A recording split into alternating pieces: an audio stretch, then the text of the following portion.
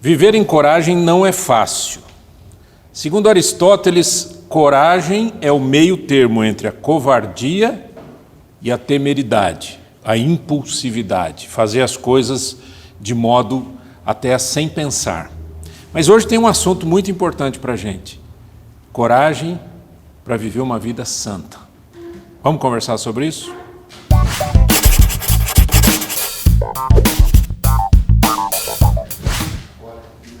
Quando a gente fala sobre esse assunto, coragem para ser santo, eu acho que a primeira coisa que a gente tem que pensar é a seguinte: o que quer dizer a palavra santo?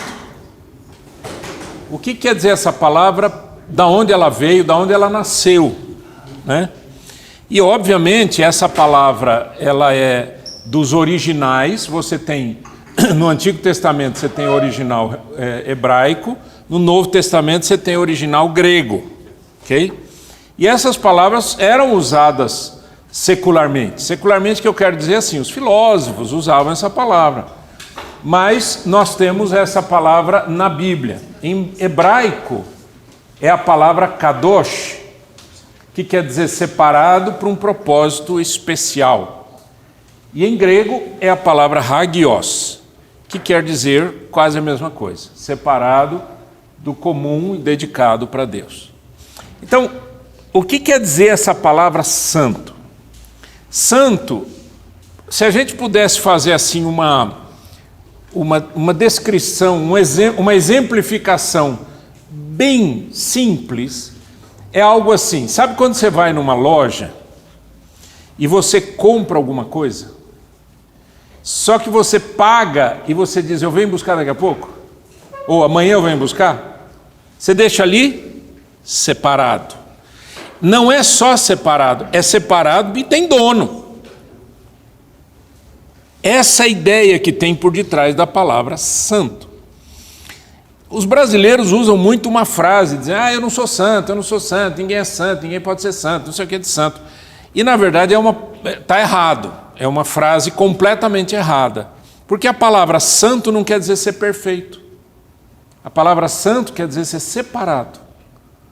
Quando a Bíblia chama a gente de santo, ou diz que a gente deve ser santo, a Bíblia está dizendo que a gente deve ser separado para Deus. Então é propriedade de Deus. No Antigo Testamento, no templo, existia a figura do sacerdote. E na roupagem do sacerdote, uma das coisas mais impressionantes que tinha era exatamente essa mitra, essa coroa, essa lâmina que tinha sobre a mitra. A mitra é o chapéu, né? Então essa lâmina estava escrito santidade ao Senhor. Então você imagina o sacerdote, cada vez que ele se apresentava ao povo, cada vez que ele estava perto de alguém, as pessoas olhavam, e a gente geralmente olha para o olho ou para a cabeça, né? Não é assim? A gente olha para a pessoa e ali tinha uma lâmina escrito santidade ao Senhor. Então o conceito de santidade é um conceito de separação. O sacerdote era separado por Deus para aquele propósito, né? Assim como ser santo, biblicamente falando, é ser separado por Deus para um propósito. Mas acontece que as pessoas têm medo disso. Porque quem lê a Bíblia já há muito tempo, ou já há mais tempo, conhece o termo santificação. Lembra? Santificação, né? Versos como, sede santos, disse o Senhor, porque eu sou santo. Sede santos, porque eu sou santo. Esses versos estão aí, dentro da Bíblia, né? A Bíblia diz que sem santificação, ninguém verá o Senhor. Sem santificação, ninguém verá o Senhor. Então, ser santo não é apenas, ou nunca foi um título ou coisa parecida, mas um estilo de vida, uma história nova. Agora, muita gente tem medo disso. Lembra que eu falei que, de acordo com Aristóteles, coragem é o meio termo entre a covardia e a temeridade. Temeridade não é ter medo, temeridade é não ter medo nenhum. É quando a pessoa faz as coisas igual o doido, certo? Então, Você tem aquele cara que se acovarda e aquele cara que tem impulsividade e faz as coisas igual, sem pensar. Vamos ver algumas coisas sobre isso. Em 1 Pedro 2,9, você pode ler comigo em voz alta? Dá para ler? Daí? Vamos lá. Vós, porém, sois raça eleita, sacerdócio real, nação santa, povo de propriedade exclusiva de Deus, a fim de proclamar-lhes as virtudes daquele que vos chamou das trevas para a sua maravilhosa luz. Então veja uma coisa interessante aqui.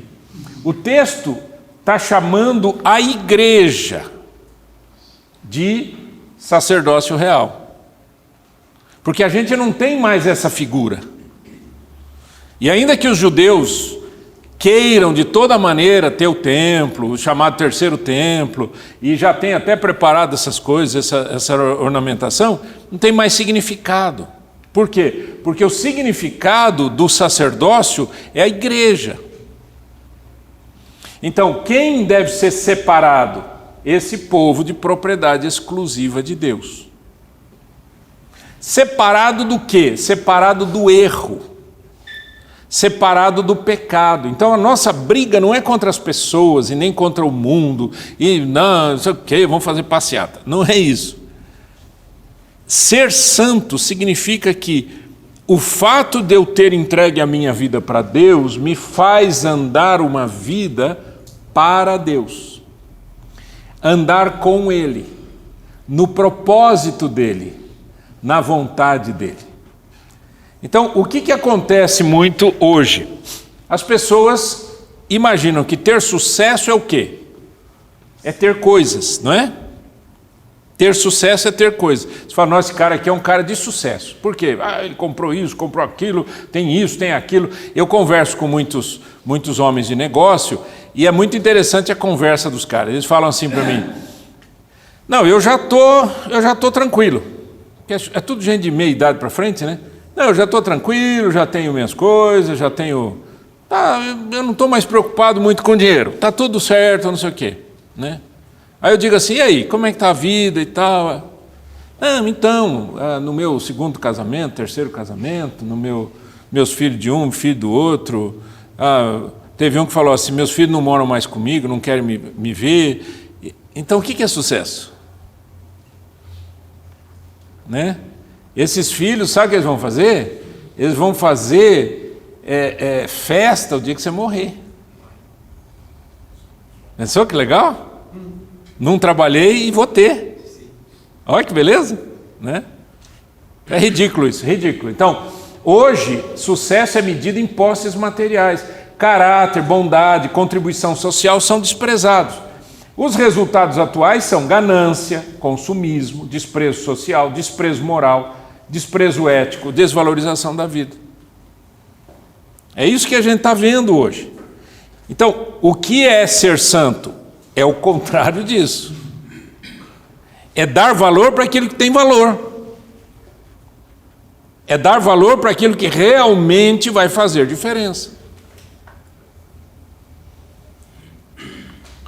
Acontece que tem gente que tem muito medo de viver uma vida que agrade a Deus. E eu vou mostrar para vocês alguns medos. Tem muitos, mas alguns, tá? Medo de rejeição ou isolamento social. Mas se eu começar a andar mesmo certinho na linha, você não conhece o mercado, como é que é. Meu chefe vai não sei o quê. Meus amigos vão me mandar embora. Meus amigos vão me expulsar do grupo. Vocês já perceberam como a gente tem necessidade de pertencimento?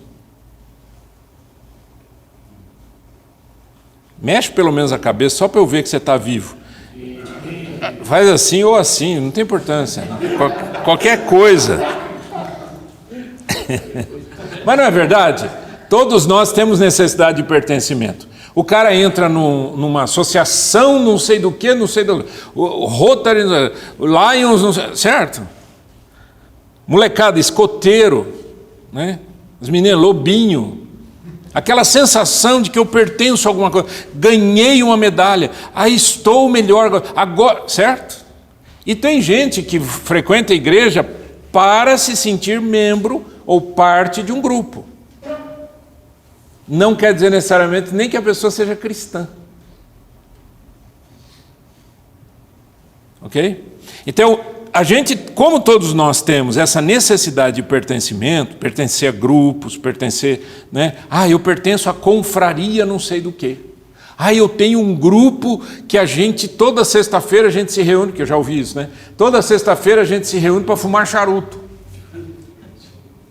E a coisa mais fedida que é charuto, fedido demais. Mas o cara gosta de charuto. Então, sexta-feira é o dia do charuto, né? Ou eu reúno com os meus amigos. Nós temos uma festa todos os anos, festa da formatura. Faz 30 anos que a gente se reúne, e a gente sempre se reúne sem as mulheres. Já viu, né? Quando fala sem as mulheres, o rolo está feito, né? É aquela festança e tal. E aí, o cara ouve uma mensagem de Deus que diz assim: sede santos, porque eu sou santo. Separe-se dessas coisas. Aí o cara fala assim: eu vou perder a turma. Medo de rejeição e isolamento social. Ou relutância em abandonar hábitos e práticas prejudiciais. O cara tem hábitos. Todos nós criamos hábitos. Quando eu aconselho para namoro e casamento, né, eu sempre aconselho o pessoal assim: não demora muito para namorar e casar. Porque você vai ficando chato. E não é verdade? Pega um cara de 35 anos, 40 anos que... agora já festei bastante, vou casar.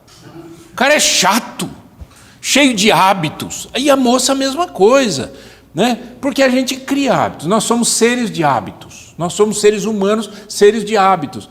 Só que existem hábitos bons. Tomar banho, por exemplo, é um hábito bom. Eu conheço gente que não gosta de tomar banho. Não gosta de tomar banho. Imagina um negócio desse. O cara não gosta de tomar banho. Mas tomar banho é um hábito bom, né? E um hábito mau são os vícios, os erros, né? A promiscuidade, a prostituição, a bagunça, roubar, né? Mentir. Tem gente que tem o hábito da mentira. Mente como se estivesse contando a história da sua família. E eu gosto de pegar mentira. Eu gosto de pegar mentira não porque eu vou julgar a pessoa, nem brigar com a pessoa, mas porque eu trabalho com treinamento. Então, é muito legal, eu fico de olho. Eu fui numa loja uma vez, o cara falou assim, eu falei assim: meu filho queria comprar um carro. Ele veio aqui, a empresa dele já depositou o dinheiro na conta dele para ele comprar um carro. Ele quer o carro X. Olha, espera um pouco, eu vou ver. E foi, andou, rodou, voltou, andou, rodou. Aí voltou a conversar comigo. Olha, sabe o que é? O carro não está aqui para test drive, né? Falei: não está? Não. Falei: tá. Aí eu fui com um cara que eu conheci e falei assim: você tem um carro de test drive desse modelo? Ele falou: não. Bacana, né? E eu lá esperando igual um tonto, né? Porque a pessoa tem o hábito de mentir. Porque acha que se mentir, eu fico lá. E ela pode me vender alguma coisa, mas vai vender alguma coisa para uma pessoa que já enxergou uma mentira? Não, nunca mais, né? Nunca mais. É uma vez só. Medo do sacrifício da autodisciplina. Tem gente que fala assim: mas puxa vida, cara, andar com Deus não é fácil. Eu gosto de uns negocinhos de vez em quando, não é assim que o pessoal fala? Eu não vou citar aqui, vocês têm criatividade. Eu gosto de umas coisas assim, né? Eu gosto de fazer umas coisas assim, não sei o quê, não é assim? Puxa, largar isso, caramba. Pesa, né? Dói.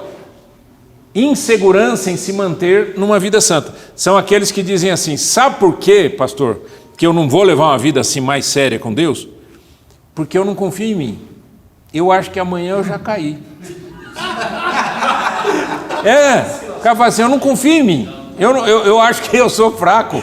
Não vai dar certo esse negócio. Eu já tentei muitas vezes. Muita tentação. É muita tentação. Tentação é imensa.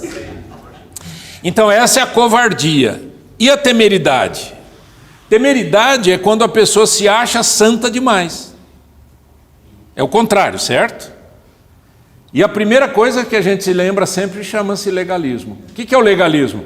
Legalismo é quando você estabelece certas regras que nem você consegue cumprir. Que geralmente os legalistas, a regra é para os outros, não é para si mesmo. Os fariseus, por exemplo, na Bíblia, eram legalistas. E Jesus falou assim, façam o que eles falam, porque eles falam coisa certa. Mas não façam o que eles fazem, porque eles não fazem coisa certa. Legalista, o cara que se acha, né? É orgulhoso demais, orgulho espiritual. Alienação dos outros. Tem gente que diz assim, eu não me misturo com... É igual Chaves lá, não me misturo com essa gentalha. Eu não me misturo com os pecadores. Eu queria saber para quem que essas pessoas levam o amor de Deus. Se não se mistura com os pecadores, faz o quê, né? Jesus era acusado, ele come com os pecadores, ele come com os publicanos. Publicanos eram cobradores de impostos, os caras mais odiados da época. Então ele come, olha. Aí Jesus disse aquela célebre frase, os sãos não precisam de médico. Eu não vim chamar os justos, eu vim chamar os pecadores ao arrependimento. Agora, uma coisa é eu andar com os pecadores para levar o evangelho, e outra coisa é andar com os pecadores na festa. Se tornar um. Bagunçar a festa, entendeu? Pisar no sabonete, aí dá problema. Então, de um lado a covardia, do outro lado o excesso. Então, o que é santidade? Leia comigo, é uma frase, não é da Bíblia, mas é uma frase interessante. Leia comigo em voz alta. A santidade é um chamado para se separar do pecado e viver uma vida que reflita o caráter de Deus. Santidade não é sobre perfeição, mas sobre crescer em nosso relacionamento com Deus e nos esforçar para viver de acordo com os seus padrões. Então, santidade não é ser perfeito. Por isso que aquela frase, eu não sou santo, a pessoa na verdade quer dizer, eu não sou perfeito. É diferente. Nenhum de nós é perfeito. Mas nós estamos buscando a perfeição, é diferente, que não vamos encontrar aqui na terra. Porque a Bíblia fala, sede perfeitos como perfeito é o vosso Pai Celestial. Mas é um caminhar de crescimento, sabe? Agora, como é que a gente faz isso? Eu quero compartilhar com vocês algumas coisas para acalmar seu coração. Eu estou vendo que tem gente que está ficando branco, perdendo a cor. Vamos lá.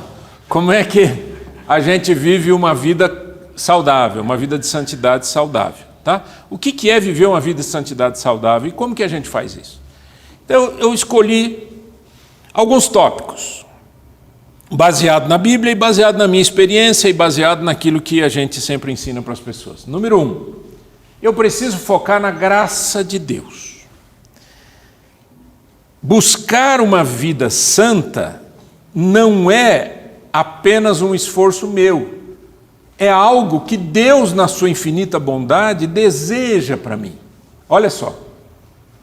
Assim, meus amados, como sempre vocês obedeceram, não apenas na minha presença, porém muito mais agora na minha ausência, ponham em ação a salvação de vocês com temor e tremor. Pois é Deus quem efetua em vocês tanto o querer quanto o realizar, de acordo com a boa vontade dele. Quem é que está mais interessado em eu andar certinho? Deus. E quem que põe em mim o desejo para viver em santidade? Deus. E quem é que me ajuda a viver em santidade? Deus. Então eu preciso focar na graça de Deus.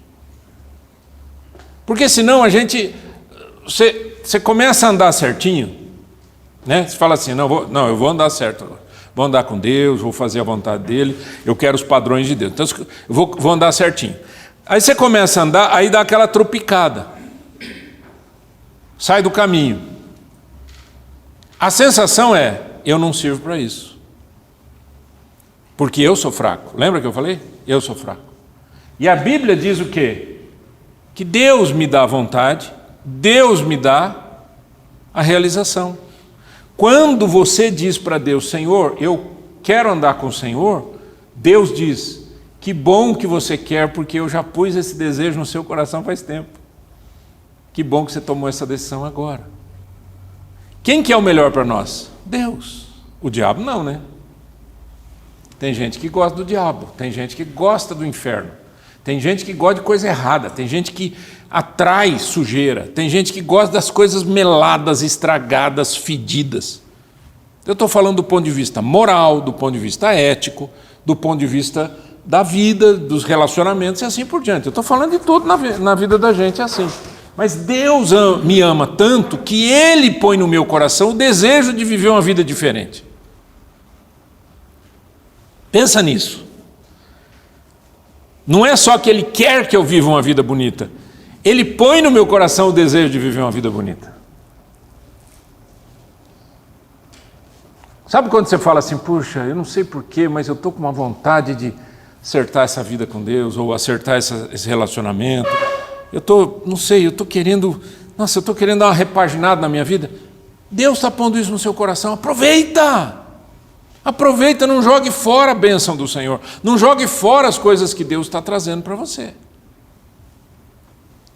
Agora, quem vai desenvolver isso é você. Desenvolva a sua salvação, né? Ponham em ação a salvação com temor e tremor. Tem uma outra tradução que fala, desenvolvei a vossa salvação com temor e tremor. Eu trabalho, eu faço, né? Quem vai dizer não para o erro sou eu, quem vai dizer não para a tentação sou eu, quem vai vigiar o chão para ver se não cai num buraco sou eu, mas Deus quer o melhor para mim, então Ele vai me ajudar, você não vai ficar sozinho. Vamos continuar? Segundo, isso aqui vale para tudo, né? Viva um dia de cada vez. Aí você vai dizer assim, ô Nasser, não dá para viver um dia de cada vez, a gente tem que planejar a vida. Eu não estou falando que você não pode planejar, eu estou dizendo para você viver um dia de cada vez. Eu posso planejar as coisas, eu posso até estudar o que eu quero, eu posso até orar por aquilo no futuro, mas eu vou viver um dia de cada vez. Olha só o texto, Tiago 4. Ouçam agora vocês que dizem, hoje ou amanhã iremos para esta ou aquela cidade, passaremos um ano ali, faremos negócios, ganharemos dinheiro. Vocês nem sabem o que acontecerá amanhã. Que é a sua vida? Vocês são como a neblina que aparece por um pouco de tempo e depois se dissipa. Em vez disso, vocês deveriam dizer, se o Senhor quiser, viveremos e faremos isto ou aquilo. Gosto disso. Se o Senhor quiser, estaremos aqui daqui a 15 dias. A gente pode até programar, a gente pode até conversar, né, como conversamos com o restaurante. Mas se o Senhor quiser, porque se o Senhor não quiser, não vai acontecer. A gente precisa ter essa convicção de viver um dia de cada vez na confiança do Senhor. Eu quero andar certo com Deus, eu quero andar em intimidade com Deus, eu quero andar em ética com Deus, eu quero viver uma vida moral bonita. Para isso eu tenho que viver um dia de cada vez. Vou ajudar você a pensar assim, ó. Hoje à noite, quando você deitar, dá uma passada no dia, na sua cabeça, e veja se está tudo zerado.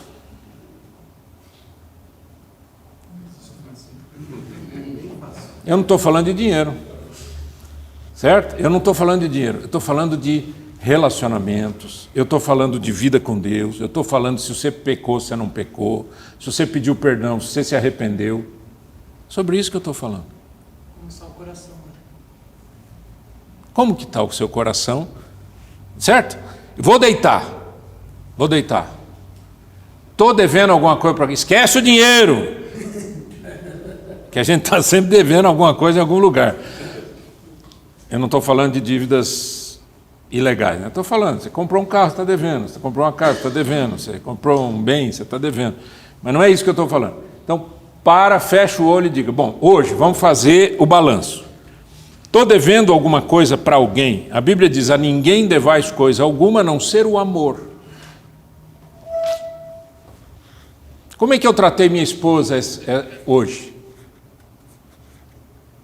Meus filhos, trabalho, andei certinho, menti, não menti, enganei, falei o que eu não devia, briguei, deixei meu coração ficar com raiva. Estou com raiva de alguém, Senhor? Estou com ressentimento, estou com alguma amargura. E ali resolve com Deus. Para quê? Para você começar o dia seguinte, zerar.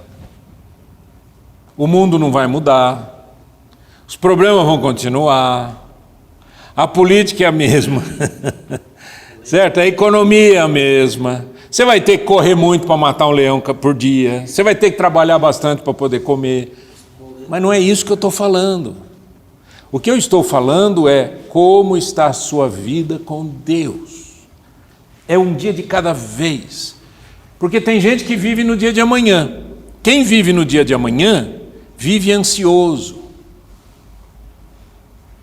Você já conversou com pessoas, tirando as pessoas que têm aquele negócio de TDAH, aquela coisa de muita... A pessoa é muito distraída, né, Murilo? TDAH que chama, né? Déficit de atenção. Tirando as pessoas que têm alguma síndrome, alguma enfermidade... Você já conversou com gente que você está falando, a pessoa fala assim, hã? Você fala assim, você não está me ouvindo? Não, eu perdi, desculpa. Você sabe por que a pessoa perdeu? Porque ela estava em outro lugar ou outro dia. Ou em outro lugar ou em outro dia. Eu faço muito o meu trabalho com videoconferência. E eu estou aqui olhando para a pessoa. E a pessoa olhando para mim. Aí daqui a pouco a pessoa está assim olhando e tal, né? Porque escreve e tal, não precisa ficar olhando para mim, ficar olhando para a câmera, né? Escreve, mas eu estou percebendo que a pessoa está atenta. Daqui a pouco a pessoa vai assim, ó.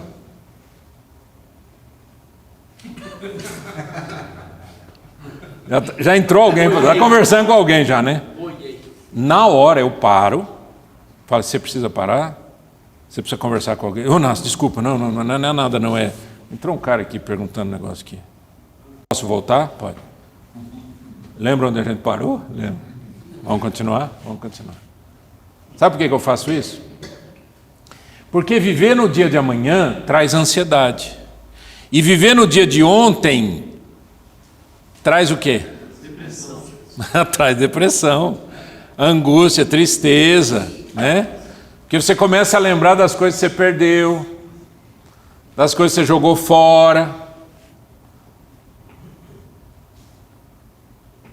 O que a gente tem que aprender a viver? Presente. Muito obrigado. No presente, no dia de hoje. Porque o dia, a Bíblia diz assim, basta para cada dia o seu mal. O hoje é o hoje. Agora é o agora. Eu tenho procurado fazer isso já há alguns anos. E tem sido tão bom para mim. E quando começa a me dar aquele negocinho, tipo assim, amanhã, depois, o mês que vem, semana que vem, eu já paro, oro, descanso, relaxo, digo, amanhã pertence a Deus. E eu falo para mim. Eu não sou louco. Eu falo comigo. Você fala com você, não? Eu não sou louco. A Bíblia diz assim, o salmista fala assim, por que estás abatido, ó minha alma? Por que te perturbas dentro em mim? Confia em Deus, né? Não é assim? Fala com você, eu falo comigo. Minha esposa chega e diz assim, bem, o que amanhã você tem tal hora? Eu digo, eu tenho que olhar meu calendário. Mas você não sabe? Não sei. E faço questão de não saber. Eu que marquei. Mas eu não sei o que eu tenho que fazer amanhã. Aí, antes de dormir, eu abro o meu calendário, vejo que horas que eu tenho que acordar para atender tal compromisso, conversar com tal pessoa. Beleza, tá bom. Eu faço assim, você pode fazer outra coisa, mas eu faço assim. Sabe o que acontece comigo? Eu durmo igual um bebê, na benção. Não durmo muito igual bebê, eu durmo mais como um idoso. Vocês sabem o que eu quero dizer, né? Acordar à noite. Você não tem jeito. Dormir igual bebê é dormir, né? Acorda um pouquinho, dá um pulinho no banheiro, volta. Vamos lá. Está gravado essas coisas. Imagina falar essas coisas aqui no Palavra de Homem. Vamos lá. Terceiro, comunidade e responsabilidade. Existe uma palavra em inglês muito difícil de traduzir, que se chama accountability. Accountability. Accountability quer dizer algo parecido com uma responsabilidade mútua. Accountability é quando eu chego para você e digo assim, ó, paz, ora por mim, fiz uma burrada aí, agora eu estou sem saber como fazer, eu preciso de sabedoria. Aí o outro diz, poxa, eu também estou precisando de ajuda. Isso é accountability, certo? É mútuo, responsabilidade mútua. Olha esse texto aqui, lê para mim em voz alta, é muito 10. Provérbios 27, 17. Assim como o ferro afia o ferro, o homem afia o seu companheiro. Ok. Quem aqui gosta de churrasco? Alguns só, tem uns que não gostam de comer churrasco. Quem gosta de fazer churrasco? Quem gosta de faca? Você até comprou aquela faca própria para o churrasco. Muito bem. O que tem que fazer com a faca de vez em quando antes de usar? Passar na chaira. Na chaira, certo? Não é na pia da sua esposa. Tem que passar na chaira, certo? Para quê? Para afiar a faca. Aguçar o fio. Obrigado. É cientista, rapaz. É outra conversa. Cientista. Aguçar o fio. Aguçar o fio. Ok. A gente não fica olhando porque os nossos olhos às vezes não enxergam. Mas se você pusesse uma lente de aumento e ficasse aguçando o fio na chaira, o que você iria ver caindo? A limalha, pedacinho da faca. É isso que o texto está falando. O ferro afia o ferro. Mas quando o ferro afia o ferro, sai pedaço. Não é isso? Porque senão o fio não fica bom. Tem que sair pedaço. Aí ele diz, assim o homem afia o seu companheiro. Isso é accountability. É quando você tem um amigo. Eu acho que vocês já estão bem grandinhos para saber que amigo a gente não enche uma mão. Já sabem disso? Não? Já aprenderam? Não? Amigo, eu estou falando. Amigo é aquela pessoa que você fala coisa do coração, a pessoa não te julga. Passa 5 anos e continua seu amigo. Passa 10 anos, você encontra a pessoa, faz de conta, parece que foi ontem. Isso é amizade, é um coração. Eu tenho uma amizade com o Murilo, ele é meu primo, mas eu tenho um monte de primo. Mas eu não tenho amizade com eles, eu tenho amizade com o Murilo. Por várias questões de fé e tudo, mas o coração dele, o meu coração não é assim, Murilo. Eu fui para o Canadá, voltei, encontrei o Murilo, era o mesmo Murilo de antes de eu ir. Isso é amizade, amor, respeito, consideração. Agora, de vez em quando tem que fazer o quê? Afiar. Tem que passar na chaira. Sai pedaço. Ele fala coisas para mim que eu falo, pô, não tinha pensado nisso. Eu falo coisas para ele, né? Afia a faca. Essa relação aqui, ela só acontece quando a gente vive em comunidade. Então, se você não frequenta uma igreja cristã séria, eu vou te dizer, encontre uma e frequente. Porque é aqui que a coisa acontece. Ah, pastor, desculpa, é que você é pastor, você é muito inocente. Deixa eu te explicar uma coisa. Eu já frequentei várias igrejas, isso não acontece. Não acontece porque você tem expectativa errada com gente errada. E você se une a pessoas erradas dentro da comunidade. Ou você pensa que na comunidade só tem santos? Tem uns demônios lá que eu vou te contar. Não é? Tem gente, por exemplo, que se esconde na igreja. O joio? É o joio. O cara é estelionatário. E ele fica lá na igreja. E esses caras são tão terríveis que eles querem galgar posições de autoridade. Eu lembro de um senhor numa igreja, ele era líder e tal, e ele tinha um certo defeito na perna e tal, todo o respeito, e tadinho.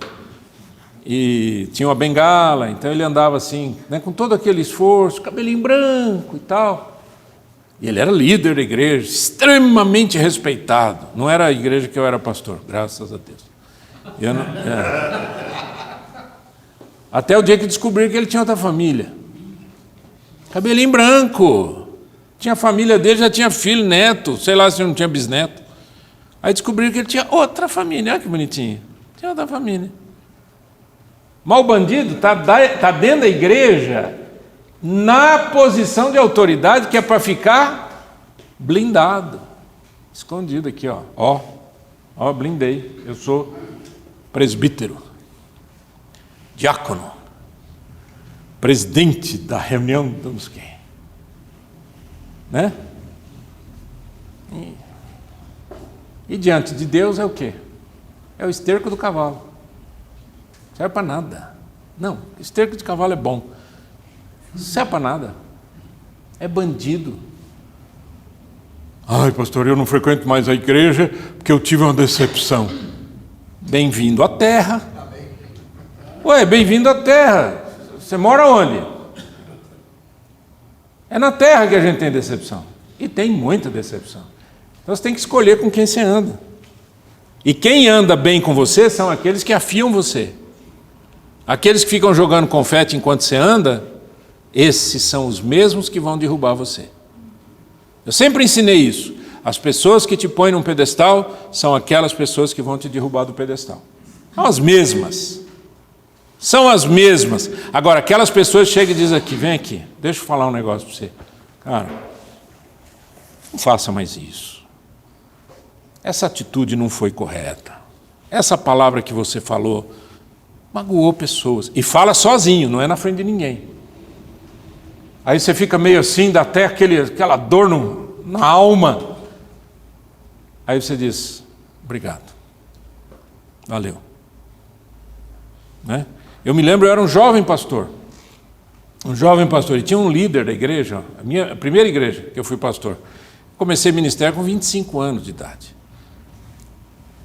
E eu falei uns negócios no culto lá, assim, tipo, era uma coisa que a gente queria, e eu queria muito. E quando você é jovem, você fala as bobagens da vida, né? E eu falei lá que não sei o quê, que tinha que fazer não sei o quê, e não sei o quê. Ah, amém, irmãos, amém, irmãos, amém, irmãos.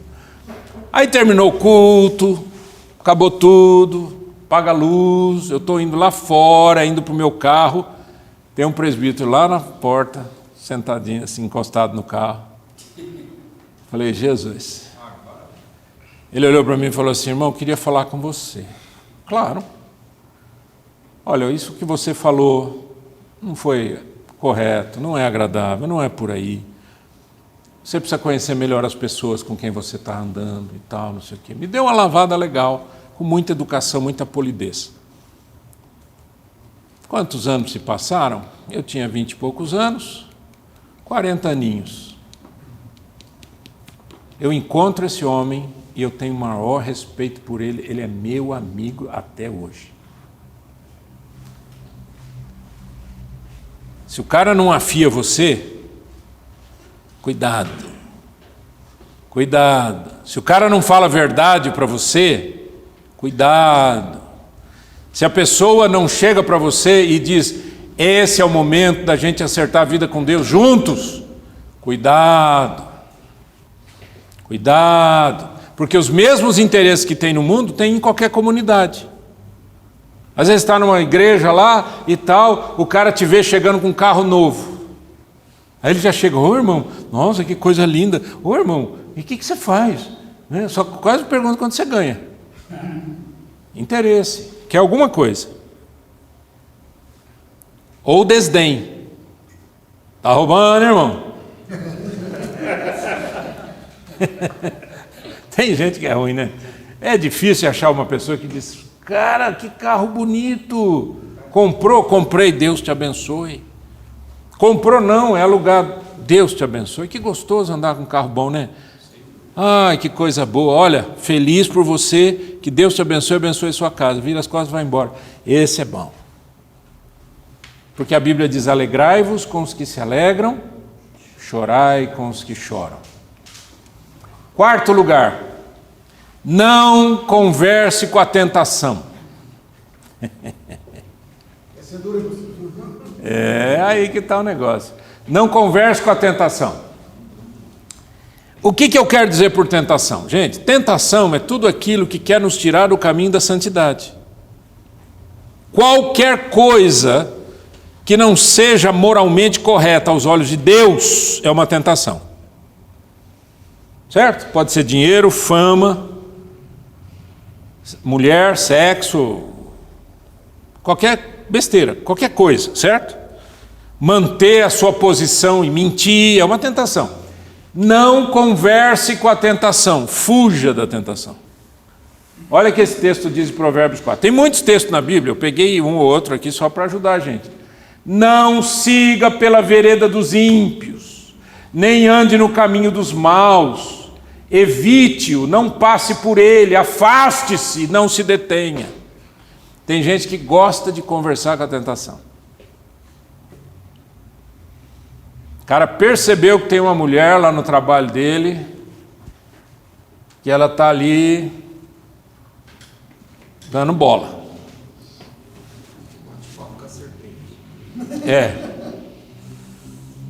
Aí ele fala assim: nossa, eu preciso dizer para essa mulher que eu sou casado. Então ele tem uma excelente ideia. Olha que ideia, hein? Vou jantar com ela para explicar que eu sou casado.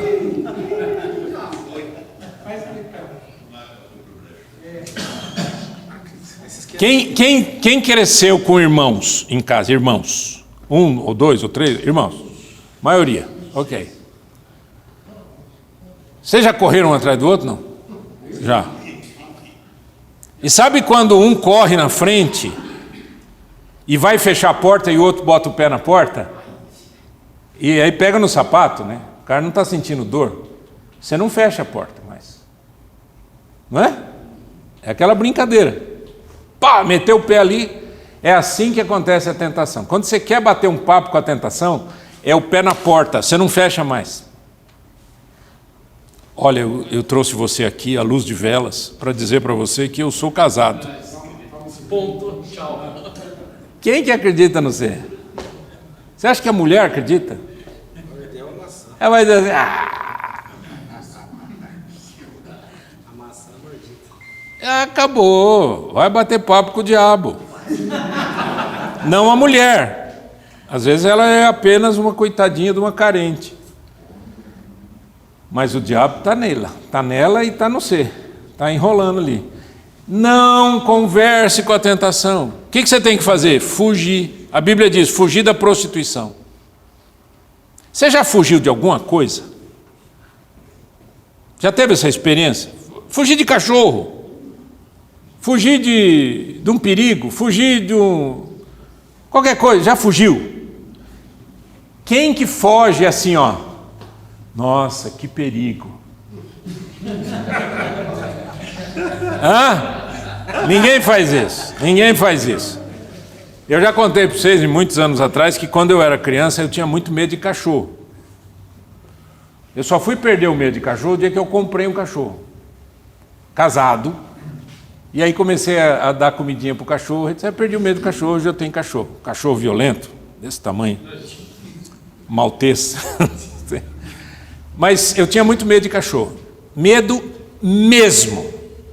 O medo era tão grande que se eu estivesse numa calçada e eu visse um cachorro vindo, coitadinho, andando na mesma calçada, eu dava um jeito de ir para outra calçada. Eu morria de medo. E um dia, por alguma razão, eu não sei por que eu fiquei com medo. Nunca fui mordido por cachorro nem nada. Mas não sei o que aconteceu, eu saltei um muro. Mas era um muro alto. Saltei, eu acho que só botando uma mão e pulando. Sabe coisa que você não faz naturalmente?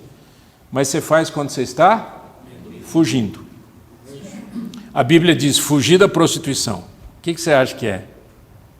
Uma conversa à luz de velas? Você é doido? Você é doido?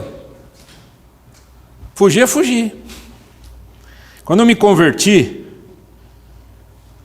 tinha uma menina que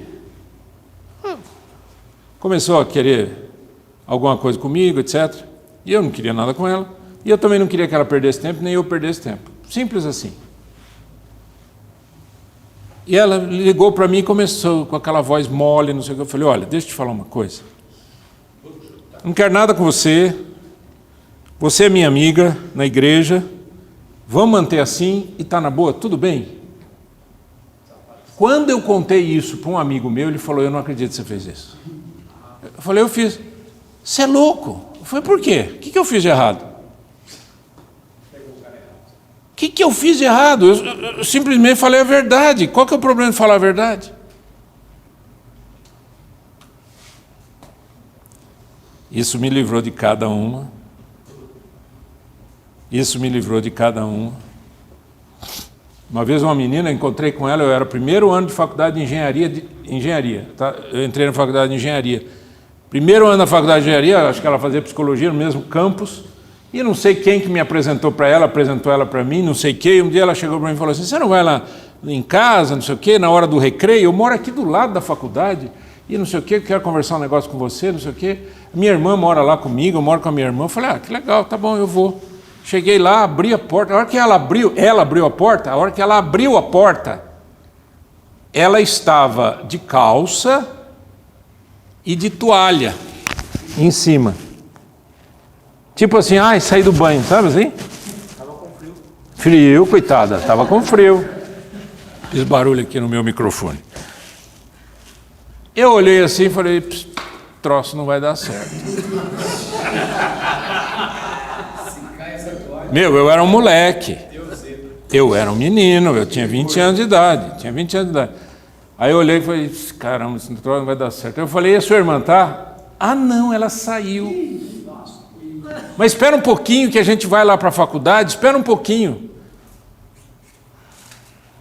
Tá bom, entra. Entrei, sentei no sofá longe dela. E ela nada de botar a camisa. E só de toalha. Olhei assim e tal, ela falou assim, você sabe, eu tenho um sonho de ter uma criança, um filho.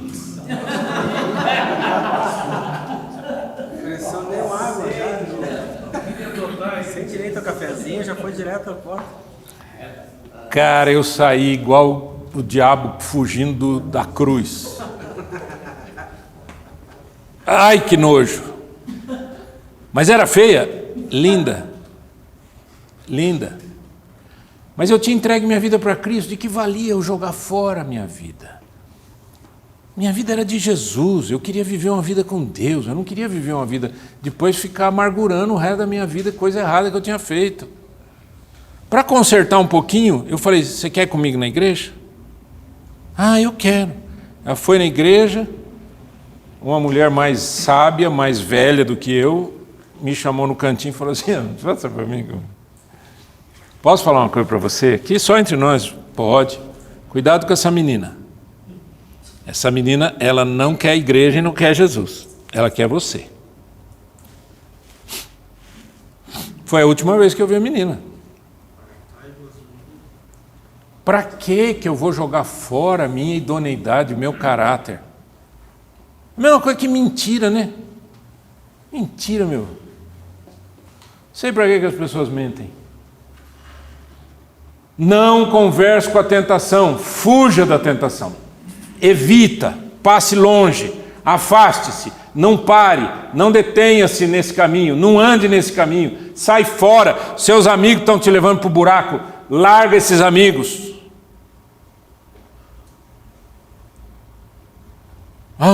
Mas pastor, eles são amigos desde criança. E desde criança eles estão te levando para o inferno, e até você morrer eles vão te levar para o inferno.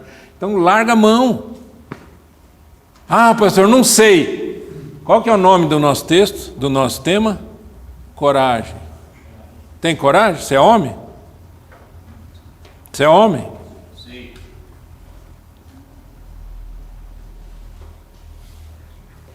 Coragem não é enfrentar boi no pasto. E nem fugir de cachorro. Coragem é quando você sabe que algo é contra Deus.